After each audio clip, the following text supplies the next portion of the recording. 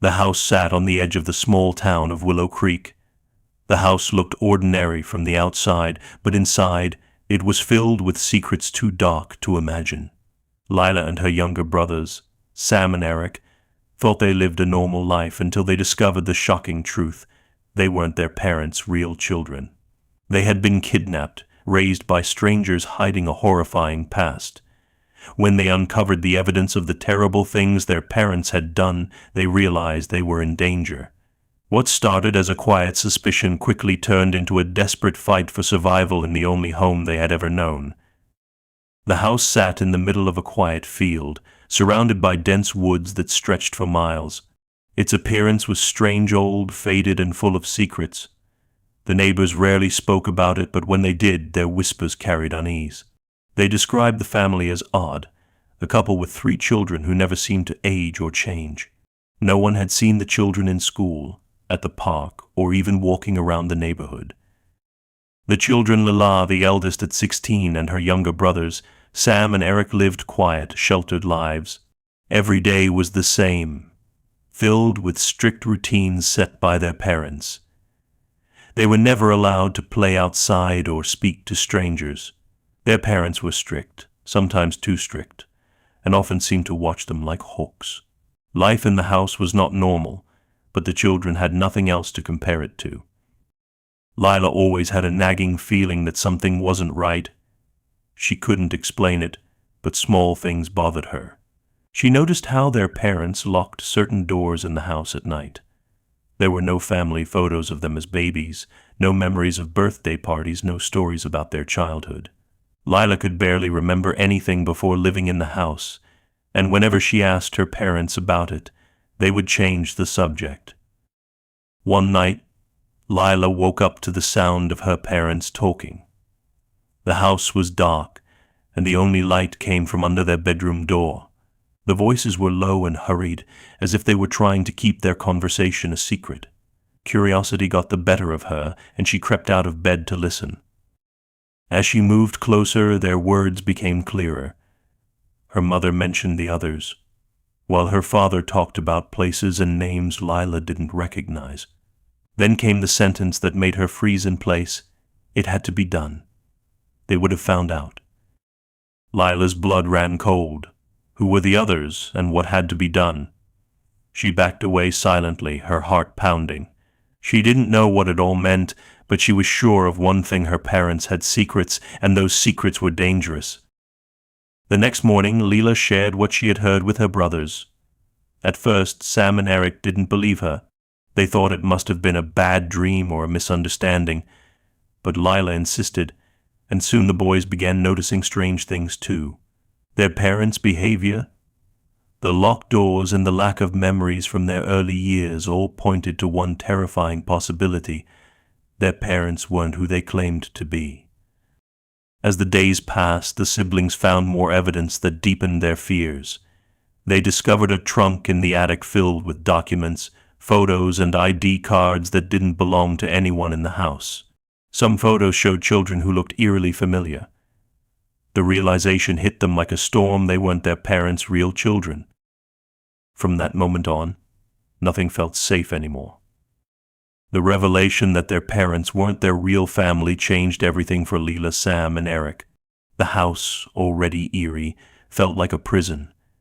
Every corner seemed to hide a secret, and every sound made their hearts race. They couldn't look at their parents the same way. Their once commanding voices now sounded hollow and threatening. Lila, who had always been the most curious, decided they needed answers. Days turned into weeks, and the children began to notice unsettling things they hadn't seen before, or perhaps had ignored. Their father's sudden anger over small things now seemed more calculated, as if he was testing their reactions. Their mother's seemingly innocent habit of staring at them during meals felt more like surveillance. Even the locked bedroom door, which had always been a fact of their lives, now seemed sinister. Lila started searching for clues whenever their parents left the house. It was risky, but the need to uncover the truth outweighed her fear. One day, while rummaging through the dusty attic, she found a locked box tucked into the corner of an old cabinet. After prying it open with a screwdriver, she discovered a collection of notebooks, photographs, and other personal items. What she found inside made her stomach churn. The notebooks were filled with strange writings. Dates, names, and locations were scribbled in disjointed lines, some crossed out violently. Phrases like necessary removal and erased threats appeared repeatedly. Lila also found photographs of children, some smiling, others looking terrified. None of the faces matched hers, Sam's, or Eric's, but there was something about the photos that felt wrong. Meanwhile, Sam and Eric stumbled upon their own discovery. While cleaning the basement, they noticed a section of the floor that sounded hollow. After pulling up a loose plank, they found a hidden compartment. Inside was an old, blood-stained shirt and a rusted revolver. The shirt was small, clearly belonging to a child, and the sight of it made Sam gag. When the siblings shared their findings, the horrifying truth became clearer. Their parents weren't just kidnappers, they were killers. The evidence suggested they had taken children before and might have killed anyone who tried to interfere. Fear consumed the children. They started keeping track of every interaction with their parents, noting their strange behaviors and secretive movements. Lila even found herself unable to sleep, haunted by the thought of what might happen if their parents realized they knew the truth. As the days went on, the siblings grew desperate. They discussed running away, but their parents always kept the doors locked and the keys hidden. Every time they tried to speak up, their parents' cold glares silenced them. The siblings knew they couldn't stay silent forever. Lila decided they needed to confront their parents and get the truth directly from them. But deep down, she was terrified of what might happen when they did. The night of the confrontation arrived sooner than expected. It wasn't part of a well-thought-out plan, but desperation had driven the children to act. After dinner, as the family sat in an uneasy silence, Lila decided it was now or never. She glanced at Sam and Eric, silently urging them to be brave. Before Lila could speak, their father abruptly stood up. He walked to the front door and locked it with an unnerving calm. Turning back to face them, he smiled, but there was no warmth in it. "I think we need to talk," he said, his voice low and deliberate. The siblings froze. Their father's tone sent a chill through the room. Their mother, sitting across the table, remained silent, but her piercing gaze made it clear that she was just as involved. Lila's heart pounded as her father continued. "You've been snooping, haven't you?" he said, pacing slowly. "You found things you weren't supposed to find, things you don't understand." Lila opened her mouth to respond, but no words came out. Her father's calm demeanor began to crack, and his voice rose. "Do you think you're clever? Do you think you know who we are? What we've done? Your children, you have no idea what we've sacrificed for you." The siblings were too stunned to reply. Their mother finally spoke, her voice cold and detached. "We've kept you safe. You should be grateful." The parents began to reveal fragments of their twisted logic. They justified their crimes, claiming that the people they had killed were necessary sacrifices, and that the children they had taken, including Lila, Sam, and Eric, had been rescued. But the way they spoke about their actions made it clear they felt no remorse.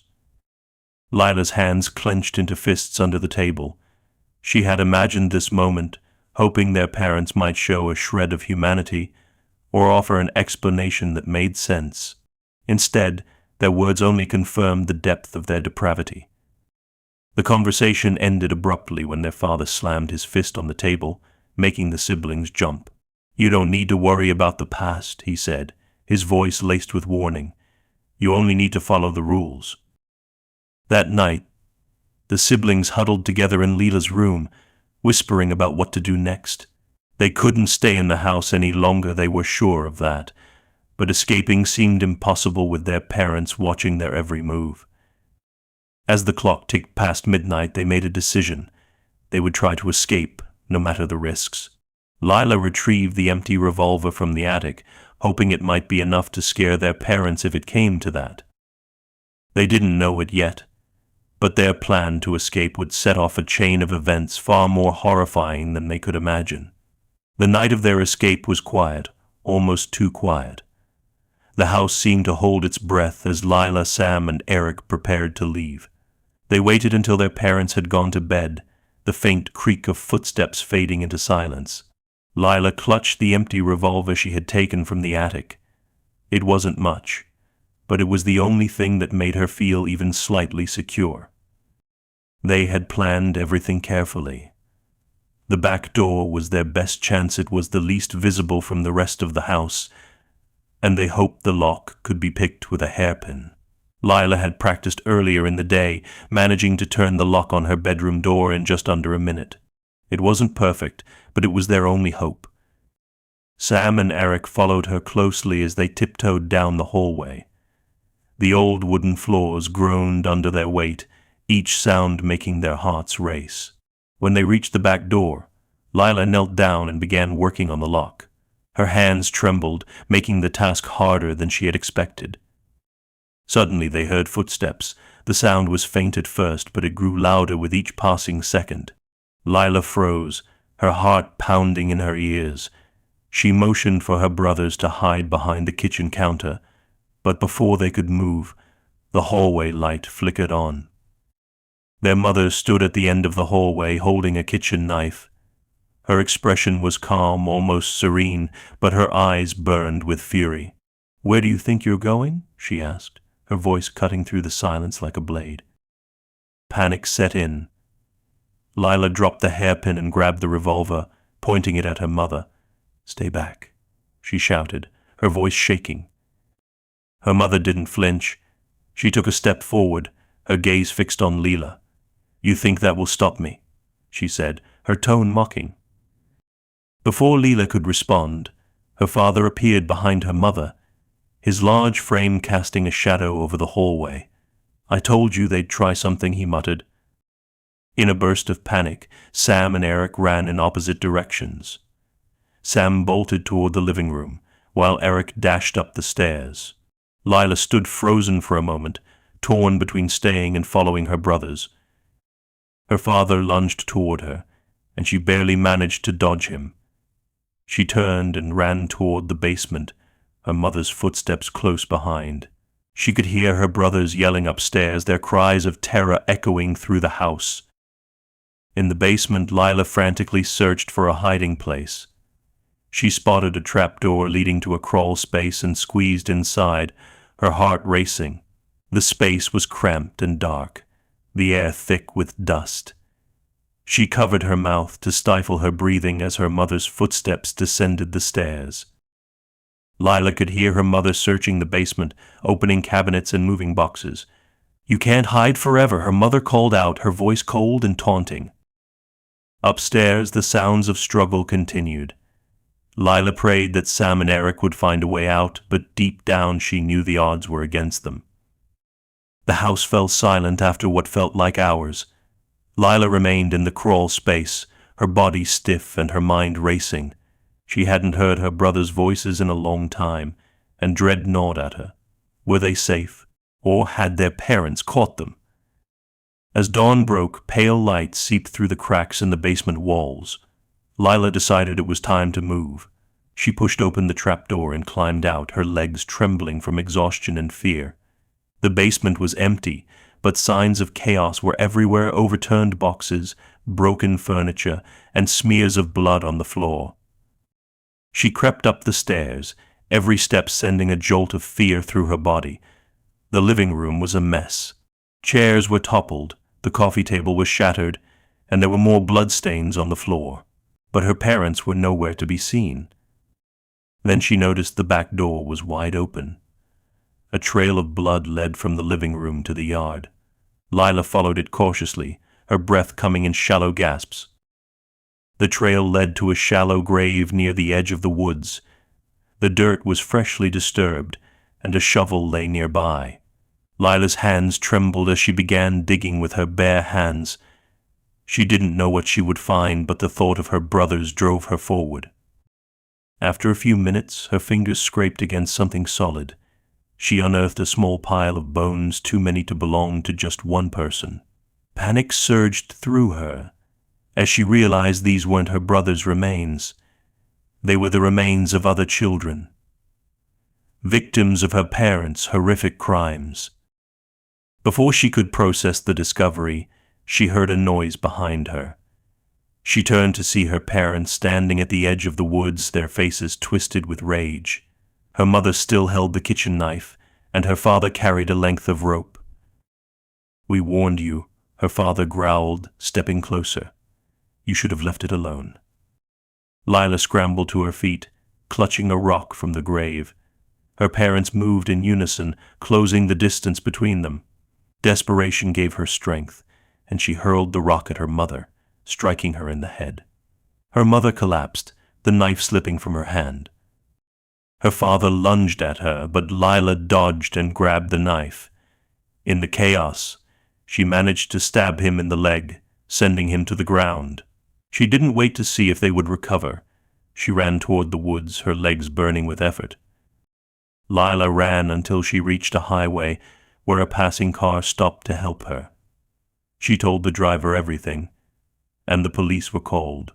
When they arrived at the house, her parents were gone. The backyard held evidence of their crimes, but Sam and Eric were never found. Lila's escape made headlines, but the mystery of her brother's fate and her parents' whereabouts remains unsolved.